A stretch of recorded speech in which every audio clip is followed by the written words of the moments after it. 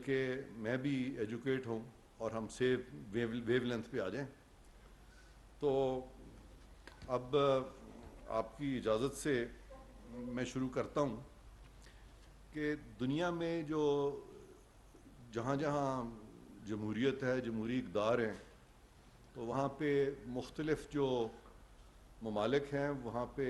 جتنے بھی ادارے ہیں جس کو کہ ہم کہتے ہیں کہ لیجسلیچر، جوڈیشری، ایگزیکٹو، وہ اپنے اپنے دائرہ اختیار میں رہتے ہیں میچور ڈیموکریسیز میں. یہ نہیں ہوتا کہ ایک ادارہ دوسرے ادارے پہ چڑھ دوڑے. اور پاکستان میں خاص طور پہ جب کہ آئین میں لکھ دیا گیا ہے کہ حاکمیت اللہ تعالیٰ کی ہے، تو ہم سب جو ہیں آئین کے تابع ہیں اور ہمیں ایک دوسرے کی لمٹس کا خیال رکھنا ہے. اور عزت جو ہے، ہمیں رسپیکٹ جو ہے وہ آئین کی ہے. اور جو لوگ بھی مختلف اداروں میں کام کر رہے ہیں، اگر تو وہ آئین کی عزت کر رہے ہیں، آئین کے دائرہ میں رہ رہے ہیں، تو پھر بالکل وہ بھی اس قابل ہیں کہ ان کا احترام اسی طرح کیا جائے جس طرح کسی بھی انسان کا ہم احترام کرتے ہیں. یہ میں بارہا کہہ چکا ہوں کہ آئین میں لکھا ہوا ہے ڈگنیٹی آف مین، اور ڈگنیٹی آف مین تبھی ہے کہ اگر وہ مین جو ہے، وہ جو انسان ہے، وہ اپنے آئین کی جو ڈگنیٹی ہے اس کو ملوز خاطر رکھے. ورنہ یہ جو ہم بہت زیادہ ہر جملے میں ایک دوسرے کو کہتے ہیں کہ ہمیں آپ کا بڑا ادب ہے، ہمیں آپ کی بڑی عزت ہے، میں سمجھتا ہوں کہ ہمیں ان چیزوں کی ضرورت نہیں ہے. ہم سب من حیث قوم انسان ہیں، اللہ نے ہم کو برابر بنایا ہے، اور ہمیں آئین کو فوقیت دینی ہے. اور کوئی شخص جو ہے وہ فرد واحد وہ پاکستان کو نہ تو کنٹرول اس کو کرنا چاہیے، نہ ہی آئین کا یہ تقاضا ہے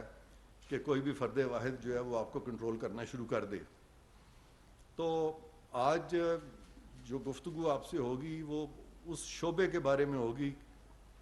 وہ جس کا تعلق اس وقت مجھ سے تو ہے ہی، لیکن ساری قوم سے بہت زیادہ تعلق اس کا بن گیا ہے پچھلے چند سالوں سے. تو میں بہت لمبی بات نہیں کروں گا، میں بہت جلدی سمرائز کروں گا پچھلے 10 سالوں کے چند ضروری کیسز، جس سے کہ میں آپ کو یہ باور کرانے کی کوشش کروں گا کہ انفارچونیٹلی یہاں پہ جوڈیشلائزیشن آف پالیٹکس ہو رہی ہے، اور اس میں کس طرح سے بینچز بنائے جاتے ہیں اور کس طرح سے چیف جسٹسز جو ہیں فرام ٹائم ٹو ٹائم سارے ملک کی سیاست کو کنٹرول کرنے کی کوشش کرتے رہے، اور ملک کے مختلف اداروں کو، خاص طور پہ حکومت کو، وہ سبجوگیٹ کرنے کی کوشش کرتے رہے، یا حکومتی معاملات کو، ایگزیکٹو کو ریگولیٹ کرنے کی کوشش کرتے رہے، یا سیاست کو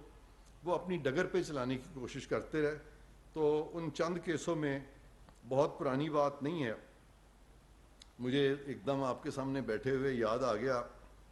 یوسف رضا گیلانی صاحب کا معاملہ، جب ان کو کنٹیمپٹ لگائی گئی اور پوری حکومت کا تختہ الٹ دیا گیا، اور آرٹیکل 58(2)B گو کہ آئین میں ختم ہو چکا تھا، جس کے تحت صدر جو تھے وہ حکومتوں کو گھر بھیج سکتے تھے، اسمبلیوں کو گھر بھیج سکتے تھے. لیکن یہ ایک نیا طریقہ نکالا گیا، گو کہ آئین کے آرٹیکل 62-63 میں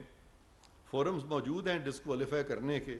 لیکن یہ معاملہ جو ہے یہ سم ہاؤ اس وقت کی سپریم کورٹ نے اپنے اوپر لے لیا، اور انہوں نے وزیر اعظم یوسف رضا گیلانی کو گھر بھیج دیا، یہ کہہ کے کہ انہوں نے عدالت کی توہین کی ہے. اور میرے شدید تحفظات تھے، کیونکہ اس وقت بھی میں اٹارنی جنرل تھا بھرکیف. وہ معاملہ گزر گیا،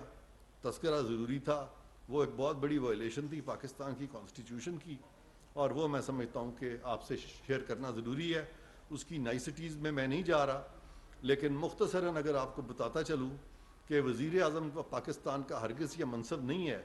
کہ وہ سپریم کورٹ کے کہنے پہ سپریم کورٹ کے پیغامات جو ہے باہر کی دنیا کو پہنچائے. یہ وزیر اعظم کا منصب نہیں ہے، اور جو منصب وزیر اعظم کا نہیں ہے اس کے بارے میں احکامات صادر کرنے سپریم کورٹ کی طرف سے اور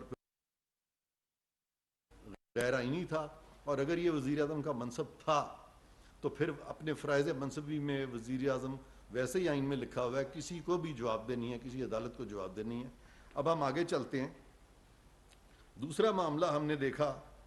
کہ یہاں پہ پاناما کیس آیا. پاناما کیس کا جو عنوان تھا اس وقت وہ تھا عمران احمد خان نیازی بنام میاں نواز شریف, اور جب وہ فیصلہ ہوا تو میاں صاحب جو ہیں ان کے خلاف کیسز بننے شروع ہو گئے اور وہ پابند سلاسل ہو گئے, اور خان صاحب جو ہیں اس کے بعد وہ پاکستان کے وزیر اعظم بنے. تو یہاں پہ کس حد تک وہ عنصر شامل تھا جس کو کہ ہم پولیٹیکل انجینئرنگ کہتے ہیں, اس پہ میں زیادہ بات اس لیے نہیں کروں گا کہ میں اس پہ بہت بات کر چکا ہوں اور آپ لوگ مجھ سے زیادہ جانتے ہیں اس ٹاپک کو, لیکن سرسری طور پہ میں آپ سے یہ شیئر کر رہا ہوں.